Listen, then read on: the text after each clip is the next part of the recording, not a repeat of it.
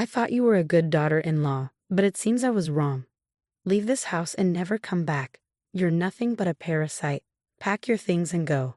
Ever since my husband passed away, my mother-in-law Sarah and sister-in-law Catherine have been saying mean things to me. Even though I've been taking care of Sarah, my husband was worried about her until the end.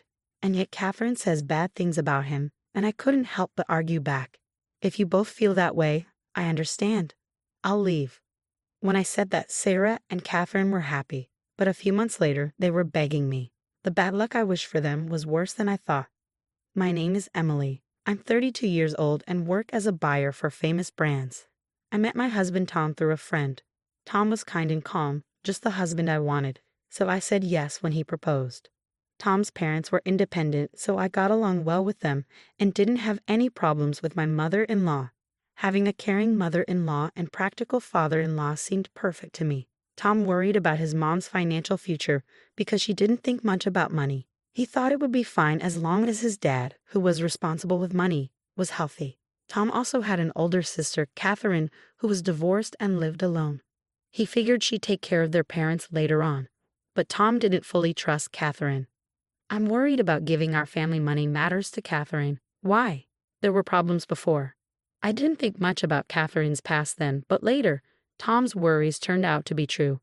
After I married Tom and had a few peaceful years, his dad got sicker and died. Since Sarah always depended on her husband, she was devastated.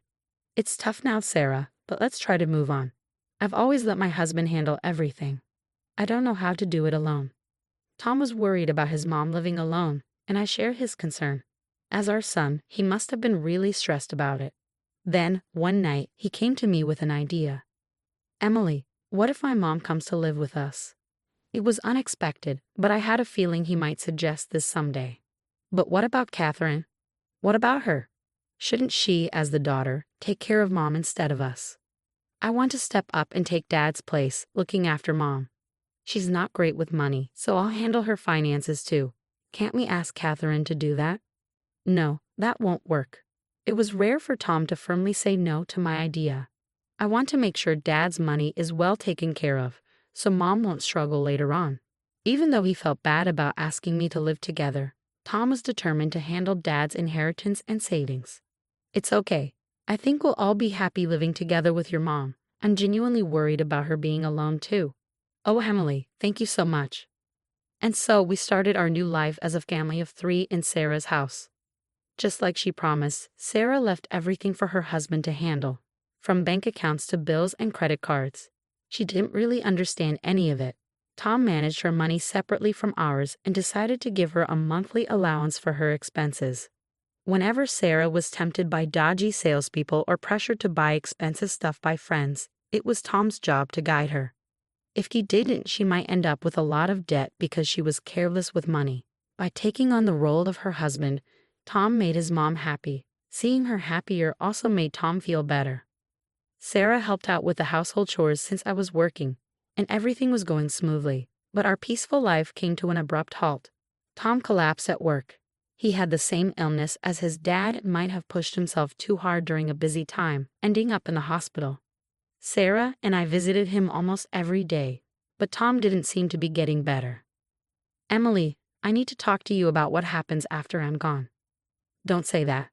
Let's focus on getting you better so we can go back to living with your mom, just like before. I knew I might get sick like Dad, so I'm prepared. But there's one thing I need you to do for me regarding Mom. Trying to hold back tears, I listened closely to my husband's last request. A few weeks later, Tom passed away. Dealing with telling relatives, sorting things out with his job, and planning the funeral kept me busy and distracted from the grief. Once everything was settled, I remembered what Tom had asked of me. There was no time to mourn now. I had to step into Tom's shoes and take care of my mother-in-law. I'm sorry I've been occupied lately, Sarah. From now on, I'll handle the money matters instead of Tom. Don't worry, I'll make sure we have enough for our monthly expenses.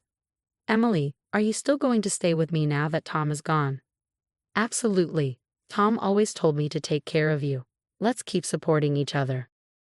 I understand. Sarah's eyes filled with tears as she spoke. I'm sorry for putting the burden of finances on you while you're already busy. Don't worry, keeping busy helps me cope, so it's actually helpful. But Catherine didn't seem happy about me living with her mom. When she found out I was not only staying but also handling the money, she burst into the house in anger. Why is Emily, an outsider, still here after Tom's gone? And why is she in charge of the money? Doesn't that seem strange to you? Before Tom passed away, he asked me to take care of Sarah and handle the finances. Are you just saying that conveniently? No, it's what Tom wanted. Is there some hidden reason behind this? And are you using Tom's name to your advantage? Catherine wasn't convinced, but she backed off for the time being. However, the next week she came back furious. Emily, what do you think you're doing? I saw everything. What are you talking about? You're having an affair, aren't you? An affair?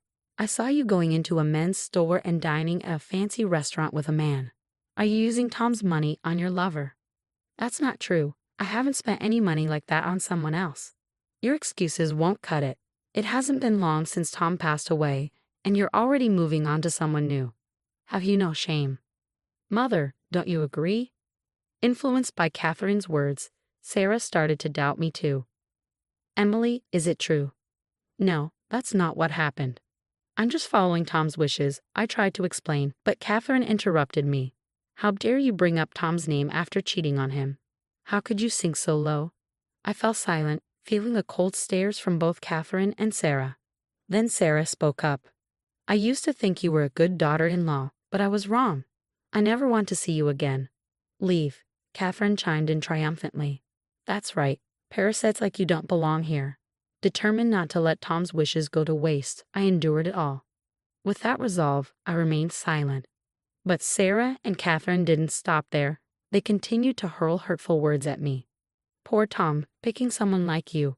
He was always so easily fooled, you know. Maybe he tricked you into thinking he'd handle the money, but actually used Mom's money for himself. To tarnish Tom's memory, especially when he cared so much about his mom, is unforgivable to me. I could handle them saying bad things about me, but I can't stand them insulting my late husband. I'm sorry, Tom, for not keeping our promise. I silently apologized to him as I turned to Sarah and Catherine. I understand. I'll leave like you both want. Hearing my words, the two exchanged looks and grinned. Finally seeing reason, huh? Leave the bank book here when you go. Sure. I handed over the bank book containing Sarah's living expenses and her husband's inheritance, then left the house. But 3 months later, I got a call from Sarah, whom I had distanced myself from. Emily, they're saying I can't pay my card bill. Why? What's happening? Maybe you spent too much and don't have enough left.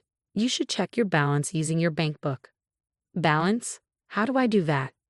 It seems Sarah hadn't changed. She was still careless about money even after I left.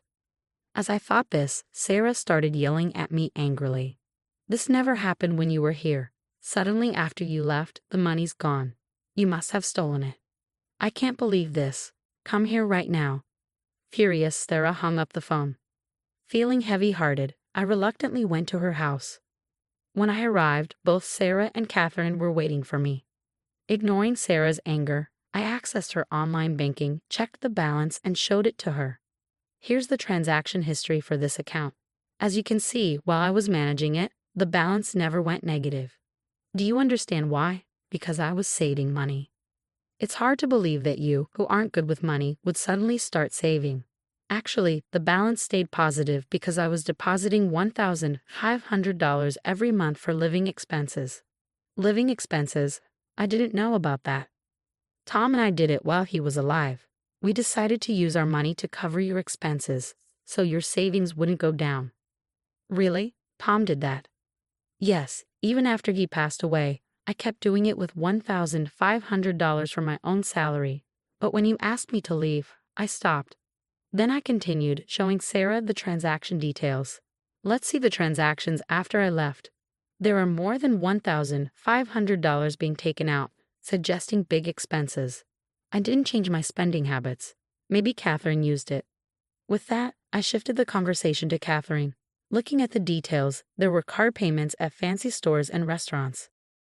I can't picture Sarah spending money at those places. Catherine, do you have any clue? It wasn't me, but I can't think of anyone else who might have used it but you. Could it be you? Did you secretly use a family card or something? I've seen you at those shops and restaurants before. Even now, you're still using mom's money. How low can you go? Can you just stop? I was there for work. The meals were for a meeting with a shop owner. Just because I say it's for work, you think you can't trust me. Fine, let's confirm it right now. I immediately called the shop owner. Thank you for always helping us out. Yes, it was last Friday, and the item was... Well, I was checking some details on the phone. Catherine just stared blankly. Thank you. Can you include that as well? Oh, I see. After ending the call and checking my email, I showed Catherine and Sarah the attached photo. It showed Catherine shopping at the store. What's this? Catherine looked shocked as she saw the photo. It seems the security camera caught you, Catherine, buying these luxury items. When I spoke to the shop owner, they confirmed it right away. I'm pretty sure the person in this photo is you. Don't you agree? Catherine was speechless. The shop owner also mentioned that items matching the ones you bought have been showing up at pawn shops lately.